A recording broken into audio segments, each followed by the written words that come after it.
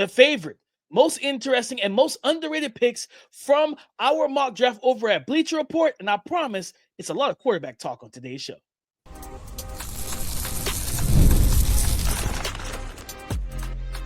You are Locked On NFL Draft, your daily podcast covering the NFL Draft. Part of the Locked On Podcast Network, your team every day.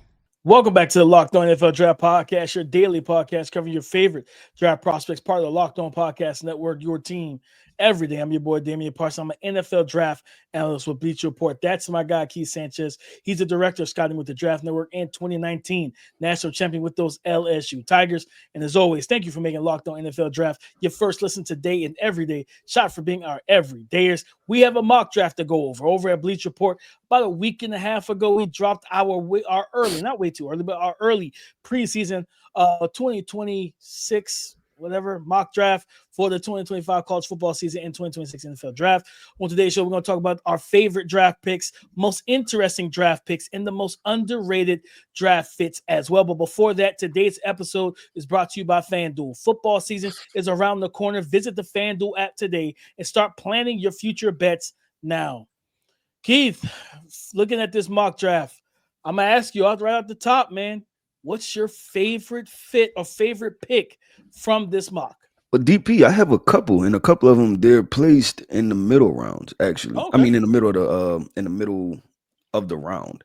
I was scrolling through. First off, the Chicago Bears drafting Jeremiyah Love. I think that's an excellent pick for them. If you want to complete the total revamp for Caleb Williams, right? You address the wide receiver core, you address the tight end room, you address the offensive line. Now, last is getting him some running backs, right? And getting an electric guy like Jeremiyah Love, a guy that's playing up north in Indiana, right? Like right there. Yep. He's going to be used to the cold weather, right? He's a guy that at Notre Dame, I believe they're going to feed him the football even more at Notre Dame. So he's going to be used to kind of being the bell cow type, but I feel as though they'll probably still have two running backs. And I look at this, you think about Ben Johnson, I look at the Chicago Bears potentially drafting Jeremiyah Love is very similar to when they picked up Jahmyr Gibbs. And I'm not saying that they're the same player, but I think he'll have a veteran bell, like bigger back like they have. And then he'll go draft a kind of playmaker guy that can catch the ball, line up and do different things.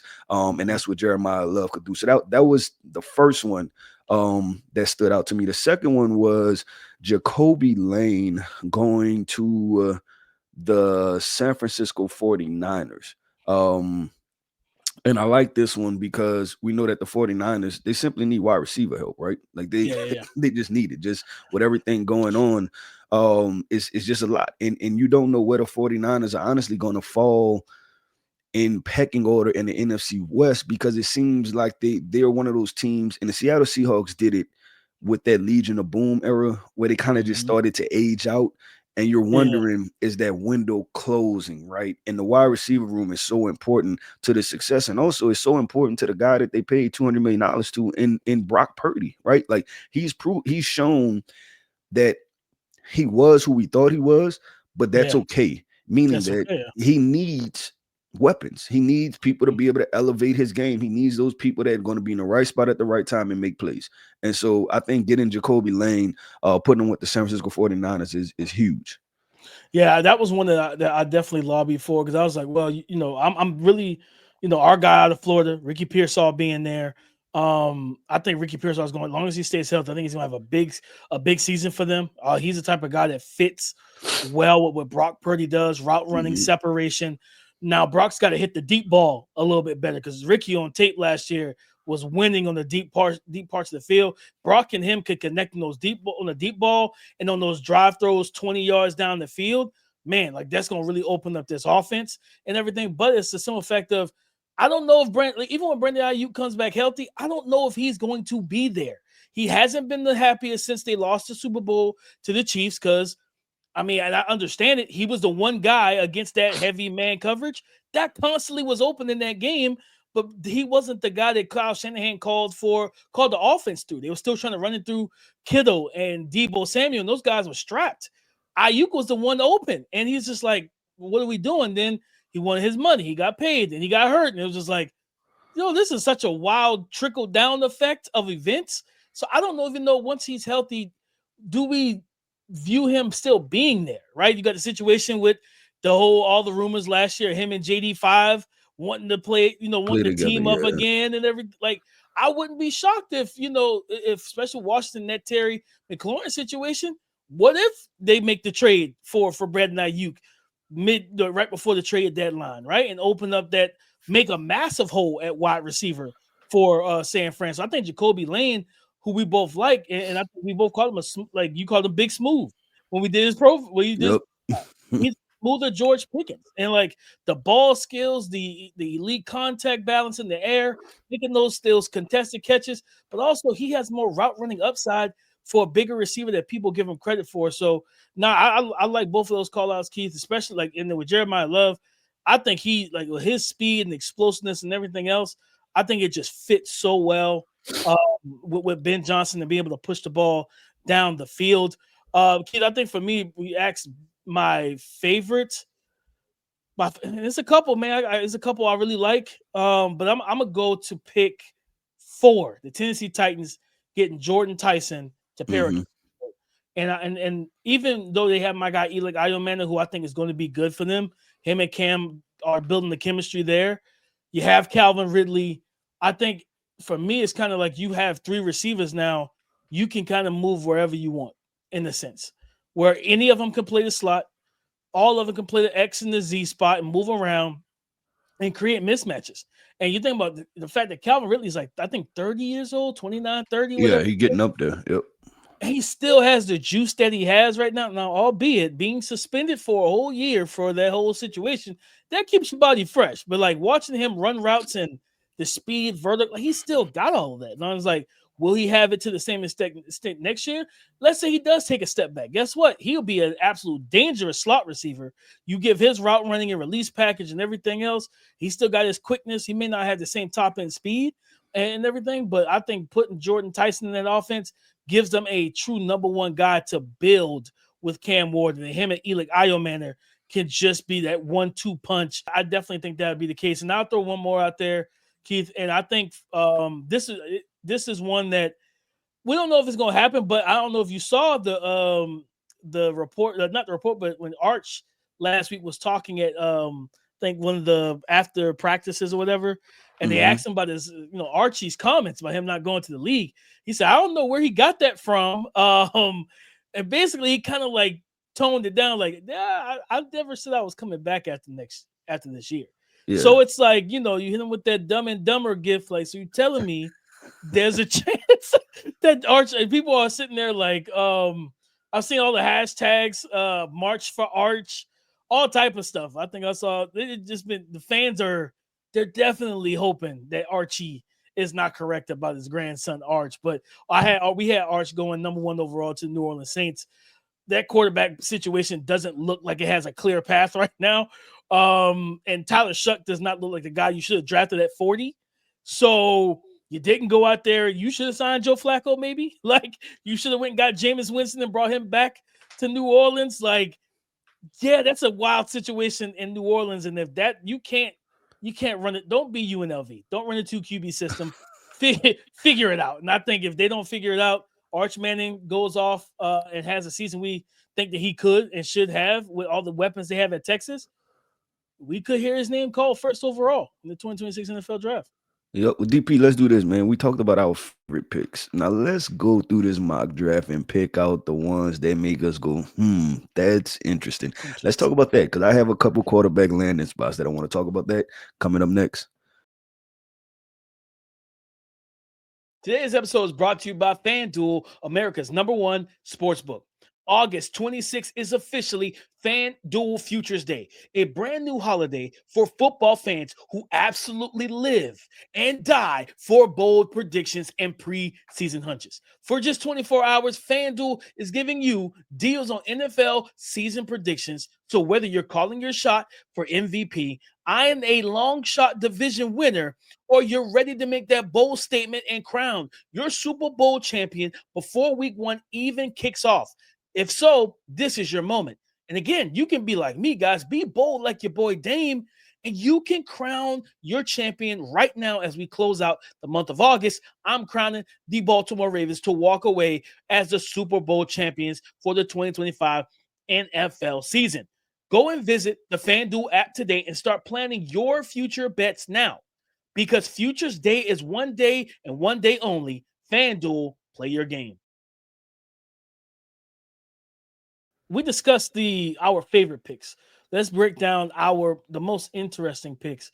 And Keith, you said you had a couple quarterback landing spots. Talk to me. What's where we starting first? Where we starting first? Yeah, let's start with our guy LaNorris Sellers going to the Las Vegas Raiders. And I kind of want to pick your brain on it because I feel like you probably had something as far as an input with that pick. So I want to pick your brain just for the outlook. We know Geno is there.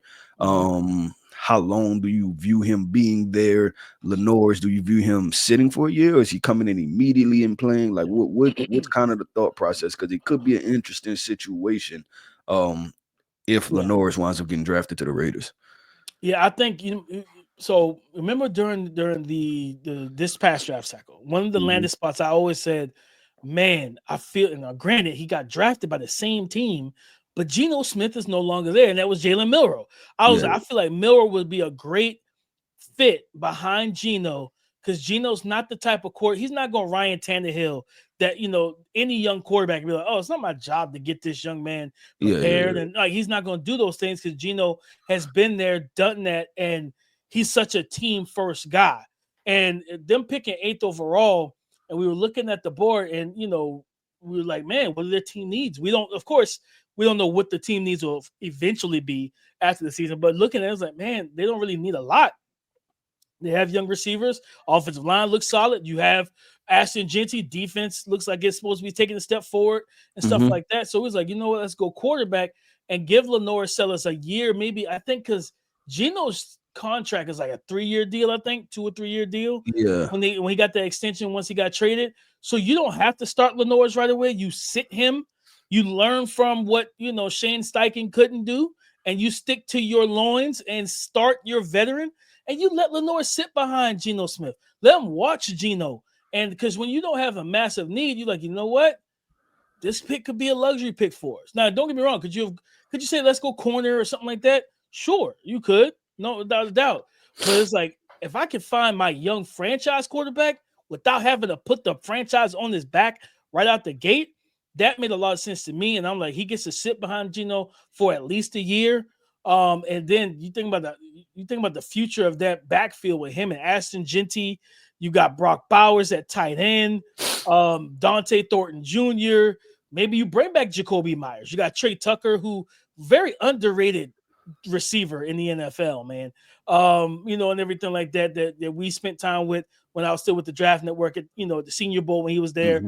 That offense could look like even more explosive. Geno still can run, but Geno's like 33, 34 years old. You don't want Geno doing a lot of that. He might be older. Like I might be, make him a little bit younger. But you think about LaNorris and his ability to run both creatively and by design.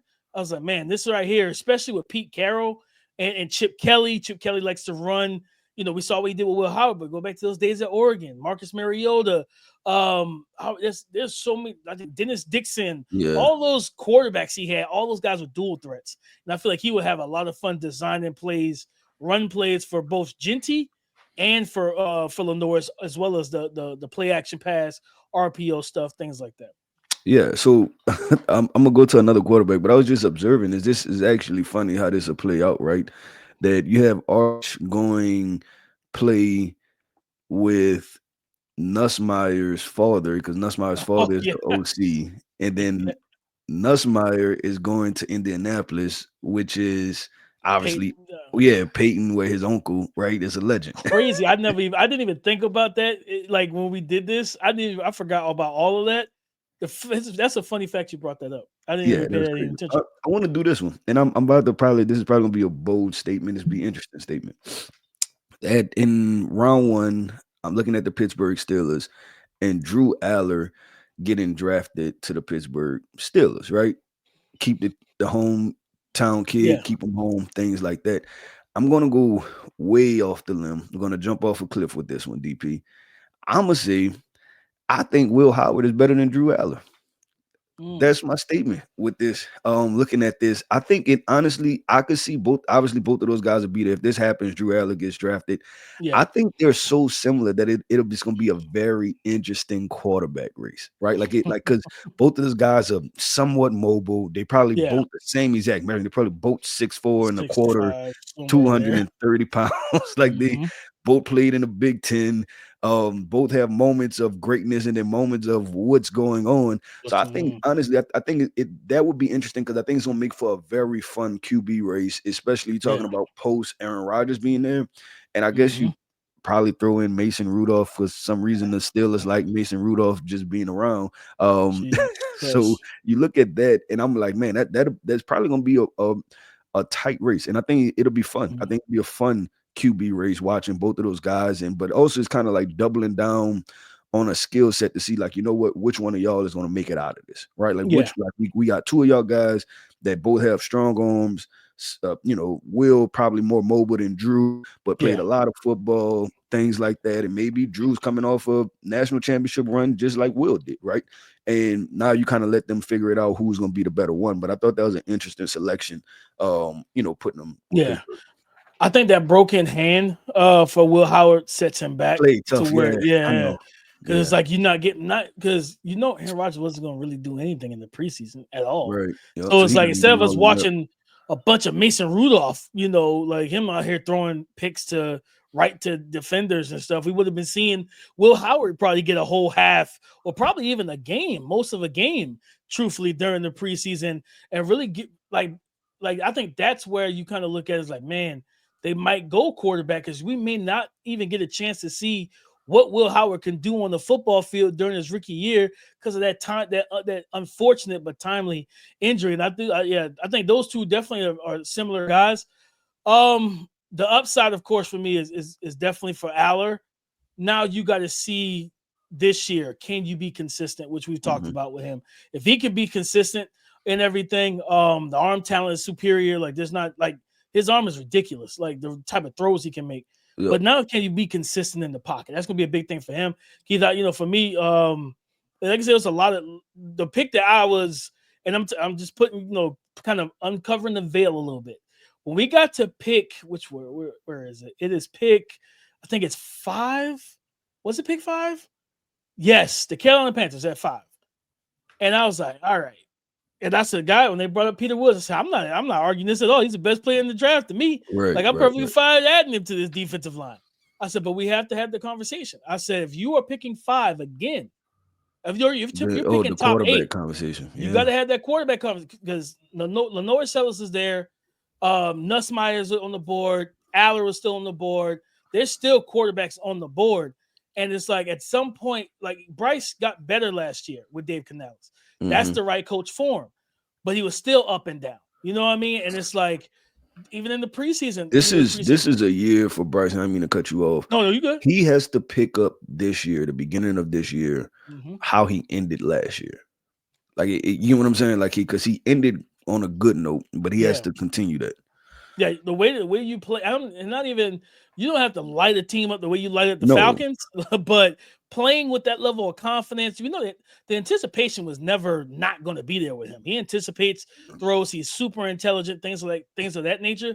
But it's the intermediate and the deep ball. He was one of the, like in the intermediate, you'll think he was one of the worst per NFL pro. He was one of the worst quarterbacks targeting the 10 to 19 yard range. He's got to get better with that. I think Tech's going to help him with that. But you got to start winning games now. You know what I mean? Like, I think that's going to be the thing is like, we can't, because then you get into 5th-year option territory. You got contract extension territory. It was like, how do we extend you? And we've never won more than 5 games. So like to have a 5th overall pick, and we used the reverse Super Bowl odds when we did this and everything. So it's not saying that we think the Panthers are going to end at 5. We didn't set the order, guys. We used the reverse betting odds. So this is what the betting odds are saying in terms of Super Bowl rankings. That's a tough pill to swallow as a fan base to have the 5th overall pick and say, you know what, we're banking on a massive leap from Bryce going into 2026 when in such a loaded, talented QB class. Again, Peter Woods, great consolation prize. This guy's going to come in and absolutely change your defensive line. Him and Derek Brown would be nasty. Him, Derek Brown, Princely, Nick Scowerton. You might need to fire the DC because he runs an odd front. You might need to go to get a 4-man defensive coordinator in there who's going to let these boys pin their ears back and go. Great. But still at the same time, you got to have that in the back of your mind. You go like, man, do we go quarterback here? Because then you wonder, okay, is somebody's job on the line? Like, is Dave Canales' job on the line?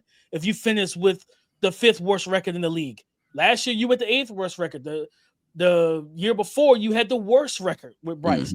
And that became Caleb Williams.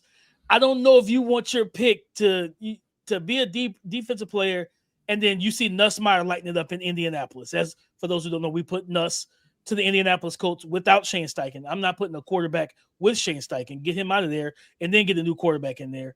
But you got Nuss in Indy, you got LaNorris in Las Vegas, Allar in Pittsburgh. If 2 out of those 3 guys who were drafted after Peter Woods are killing it in their rookie seasons and elevating their teams, it's going to be a hard look on the franchise.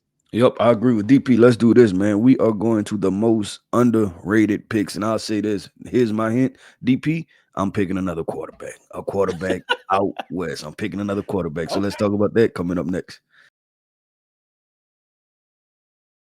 This episode is presented by Yahoo Fantasy. This year, I'm playing fantasy football on Yahoo Fantasy. And you should too, whether you're a first-timer or a veteran making your millionth league. With the season kicking off on September 4th, now is the time to start playing Yahoo Fantasy Football, which offers so many ways to compete. Want more ways to play? Try the brand new Yahoo Fantasy Guillotine League mode, where the lowest scoring team gets eliminated weekly until only one team is left standing. Want to play instantly with your friends? Try the new Draft with Friends mode. If you're more into the classics, get your crew together and go head-to-head in private leagues. But if you don't have a crew, no problem. Just join a public league, the easiest way to play. The NFL season kicks off on September 4th, so don't wait. Start your league now. Draft now at yahoofantasy.com/lockedonnfl. That's yahoofantasy.com/lockedonnfl. We have an important request. Locked On wants to hear from you. We put together a survey to learn more about our listeners and make your favorite podcast even better. This is your chance to tell us what you like, what you don't, and answer questions about our advertising. Go to lockedonpodcast.com/survey to get started. Everyone who completes a survey will be entered for a chance to win one of 10 $100 Amazon gift cards. Again, that's lockedonpodcast.com/survey. You can also find the link in the show notes. Thanks for helping us out. Thank you for making Locked On NFL Draft your first listen today and every day. Shout out for being our everydayers. Again, guys, finishing up this our early preseason mock draft from over at Bleacher Report. Me and Keith are breaking it all down. Keith, you said you have a quarterback out west, most underrated pick of this mock. Talk to me. Yeah, I'm going Cade Klubnik to the Los Angeles Rams. And the reason being, I think this has an opportunity to be, what am I trying to say? Pro Bowl, All-Star type of situation for Cade Klubnik, meaning that I think his career trajectory in the NFL can take off. Because we always talk about Cade, right? And the physical tools and skill set is there, right? This guy's athletic, 400-meter guy, strong enough arm, can move, good velocity on the ball, those things. But the one key thing we always talk about with Cade is the mental. It's the mental part. Going with a guy like Sean McVay, who understands how to pick his quarterback up, how to push him a little bit, but how to pick him up, keep him in a good mindset, is the perfect spot for Cade Klubnik from a mental standpoint, right? And then also Sean McVay, much like who am I thinking about? 49ers head coach. Kyle Shanahan, right? Like they also have a track record of winning a couple games with backups, right? Like Baker Mayfield career resurgence started in LA, right? When he came in for a couple games. And then, they've won with a couple backups. And so Sean McVay has experience tailoring his game plan to fit the skill set of what the quarterback is. Cade has a big, broad skill set. I think it's going to be more mental for him, and I want him to be with somebody like that, right? Somebody that's almost going to nurture him a little bit, and knowing what's the right kind of level to be at. Don't be too high, don't be too low. Yeah. Like he's going to put Cade in that spot. So when I seen that, I said, you know what? At pick, what I think it was pick 20 or something like that. It was pick 11. Pick 11, I'm sorry. At pick 11, they may have one of the best situations. And we always talk about as quarterbacks, especially these young quarterbacks, it's about where you go. So Cade Klubnik to the Los Angeles Rams is the most underrated pick for me. And that's crazy because that was one of my favorite picks when we did it. I was like, man, this is such a fit. Like this makes so much sense. And getting even if Stafford does, let's say Stafford plays next year, and you could say, you know, okay, we could redshirt you for the year. But at the same, because right now their backups are Jimmy Garoppolo and Stetson Bennett. And I know that, McVay has liked what he's seen from both guys, but I don't think he views either guy as the true franchise quarterback, after Stafford. So, Cade and his ability to play and, like I said, the growing anticipation and accuracy we saw, like take that step forward this year. Those are the type of things the type of steps we wanted to see last year. Now this year is going to be a big year for him because truthfully, Cade was at 11 at the end of this season. Come the actual draft, Cade going to be in the top QB off the board. Scouts really like what Cade has, physically and what they've seen from him on tape last year. So now it's just all about putting the full season together. I think for me, Keith, it was so many picks in here that were just like really interesting to me. But I think I'm gonna go with. Yeah, it was a lot. It was actually a whole lot that really caught my eye. But I look at the Chargers and Ruben Bain, the edge rusher, D lineman from Miami. Khalil Mack, I think, came back for one more year. Yeah, he's don't back. have Joey Bosa. Joey Bosa's in Buffalo, right? And it's like, okay, we need to pass the torch, on the edge on that defensive line to be able to rush the passer. And I think this would be a very interesting fit with Jim Harbaugh. I think is it Wes Moore or their defensive coordinator that came with him from Michigan and things like that. And we know how they've used their defensive linemen, especially guys who are versatile, who could play on the interior, play on the edge, things of that nature. So I felt like that was a very interesting one that I did like. But one that, Keith, I think could end up being, you're talking about a potential steal, 21. The Tampa Bay Buccaneers getting linebacker Sonny Styles from Ohio State, a big kid that's super athletic. I think he's like 6'3", 240. 6'4". Yep. He made Bruce Feldman's freak list. I think they're expecting him to run somewhere in the 4.4, 4.3 range potentially. Just an electric athlete. But you saw him transition from safety, playing linebacker, and you saw last year he started to get settled at the position. Now he's getting another year playing the full-time linebacker and just being that now to me, he like taking over that leadership role. I forget the linebacker that was beside him. He went to being drafted to the Arizona Cardinals. Not Cody. Is it Cody Simon? Yes, Cody Simon. He was kind of that leader in the room and on that defense at the second level. Now you want Sonny Styles to take that step, play with that instincts and intelligence and everything like that. Because once the game slows down for an elite athlete, that's the scariest thing in the world. Because now he's playing at his full potential and full speed. He's got the size to be a potential man covered tight end cover guy where you can't outrun him, but he's got the size to be able to body up with guys and things like that, but also dropping off as a deep hole, spot dropper in zone, and then blitzing and getting after the quarterback and playing the run downhill. He's got CJ Allen's my top linebacker right now, but this is probably the big threat. Because again, I look at Anthony Hill as probably that hybrid out of Texas. This is the guy that has the potential to be the top LB and take that from me from CJ, because CJ is never going to be 6'4", 240, 250 and have that type of athleticism. And that's what gets in the day. That's the type of stuff that gets you drafted. You know what I mean? So long as Sonny Styles plays well, and then he gets to learn from what Levante David and Todd Bowles and really be molded into this defense, that would be a lot of fun to watch. Yep. Well, DP, that wraps up another episode, man, of the Locked On NFL Draft Podcast. I want to end this podcast off by saying shout out to our everydayers. Thank you for tapping in with us each and every single day. I am Keith Sanchez. You can find me on X at The Talent Code. That right there is my guy, my co-host, Mr. Damian Parson. You can find him on X at DP_NFL. And like we like to say, man, y'all come talk to us because we like to talk back.